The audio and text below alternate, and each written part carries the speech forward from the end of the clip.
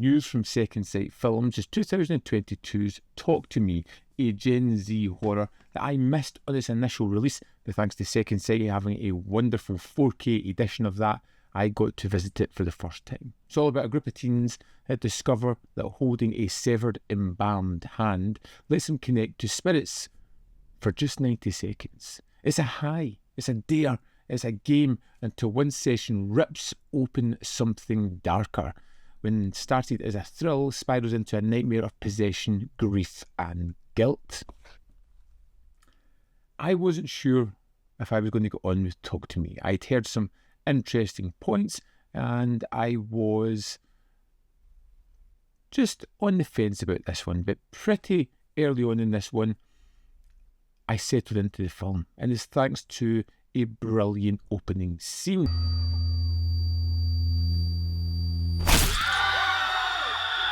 I knew the history of the filmmakers, the Raka guys who are on YouTube who do such a wonderful job. We're moving for those quick, punchy, impactful videos into a horror movie. I wasn't sure what I was going to get, but the opening scene, brutal. It sets the tone fast. It shows exactly that this film has claws and is not afraid to use them. It's a wonderful setup that lets you know that you're in assured hands. It's stylish, it's moody, it offers up all kinds of questions, and it is, as I said, absolutely brutal. I also like the idea of the embalmed hand.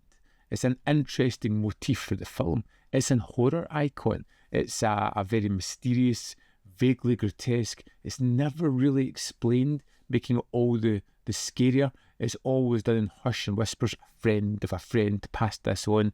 It is a curse that's been handed down through various people, and that itself makes it terrifying. It's something that I could see going forward. You could see this becoming a series of films as the hand offers up opportunities to see into the other spiritual world, affecting different groups of people. Something that I'm not completely opposed to at all.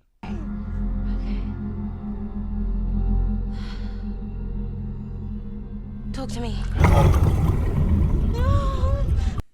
The main character we follow in this film is Mia, a character that is very flawed at the start. She's grieving her mother's death. She's never quite sure what happened to her mother. She's never quite sure if her father had something to do with it or if it was suicide. And there's these questions as she avoids her home life as best she can, trying to reflect and still keep that connection with her mother. It gives the film a really strong emotional core and gives us a character that we can relate to, someone that is in emotional turmoil, someone that's looking to get away from that, to make an escape, to have some sort of distraction that's going to occupy her thoughts other than that all-consuming idea of her loss and her grief.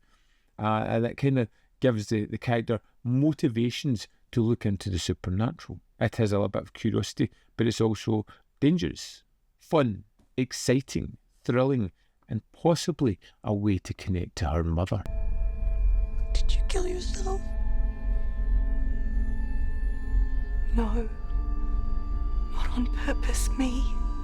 I feel that the world we have within Talk to Me really takes its world building seriously. It sets these rules for the characters, it sets rules for the game that they play, but as it starts to move on, it starts to blur the lines a little bit, giving the characters something new to experience. The things become a little bit different because the rules have been broken, and now they're feeling the effects of things as they become dangerously real.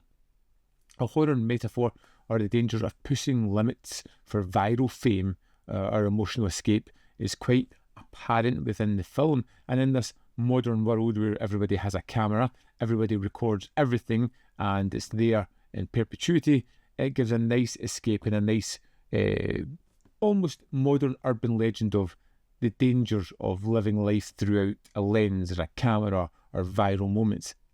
I like that aspect of the film a lot. Say it.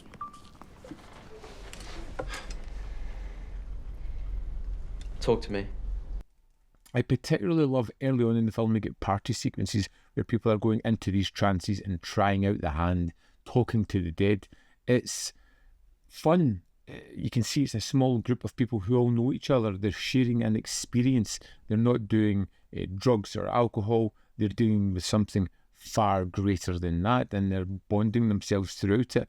The idea that everybody films everything is very prevalent within these sequences, and the way it's filmed is fun and engaging until it's not, in which case it changes its mood and its atmosphere, again becoming something far more frightening and anxiety driven.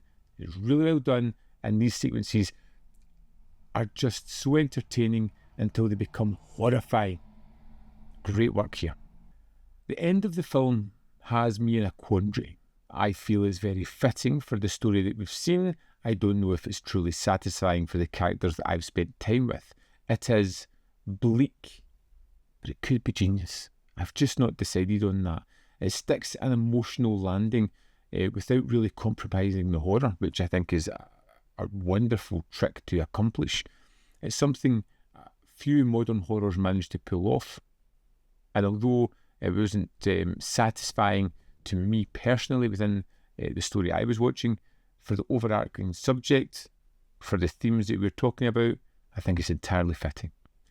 As always, this is a second sight film that is rammed with extras, so let's dive into the disc and have a look. Here we are in the disc for Talk to Me. Let's go to the extras. First up, we have a commentary with Emma Westwood and Sally Christie. We have a second commentary with the directors. Then we have Talk to Them, an interview with directors Danny Philippou and Michael Philippou, which runs for 52 minutes 18 seconds, basically talking about their history, the YouTube channel, how they get into filmmaking, how it was an aspiration they never thought they could achieve, and talking about the film. Great information, a very engaging conversation.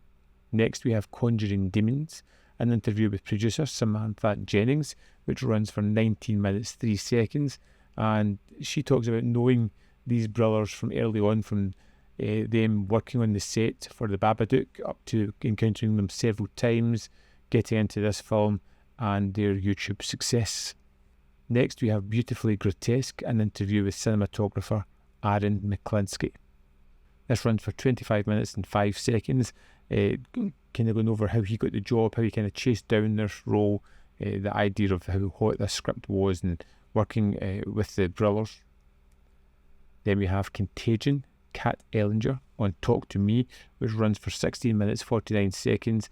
I like this one because it starts to take into account digital contagion horror movies, things like Ring. She brings in those kind of information which I hadn't connected that to this kind of film. The idea of the J-horror kind of element, where it all started off with digital elements as something that would contain evil and spread. But I loved that aspect of this visual essay. Next we have Behind the Scenes, Talk to Me archive featurette, which is 8 minutes 3 seconds, which is just kind of like a fluff piece advertising the movie, giving some information. Similarly, so is Behind the Scenes No Spoilers archival featurette, which runs for 8 minutes 50 seconds. We have Deleted Scenes, which runs for 6.5 minutes. Then we have the Cast Interviews, which runs for 22 minutes 46 seconds, and the Crew Interviews that run for 15 minutes 8 seconds. Also included in here is a 118-page book, which has a wealth of information, lots of written essays here. I think my favourite is possibly the Raka Raka Raconteurs, which, other than being a mouthful, is just a great kind of bio for the directors and how they've built up their career so far. And that's the extras for Talk to Me. There we have it. Talk to Me is out now. It's a recent horror film, so you may have seen it already. I would love to know your thoughts on this film, whether you loved it, hated it, whether it's stuck with you. Have you thought about it often? Is it something you're going to pick up? Will you get the limited edition set? Will you get the 4K standalone or the Blu-ray standalone? Let me know if you're interested, and if you are, what you're picking up in the comment box below. As always, there's more content up here. You can see more of my stuff, and in the description box below are links to Patreon, membership program, manvfilm.com always, in which you can support me. Thanks for watching, and I'll see you next time.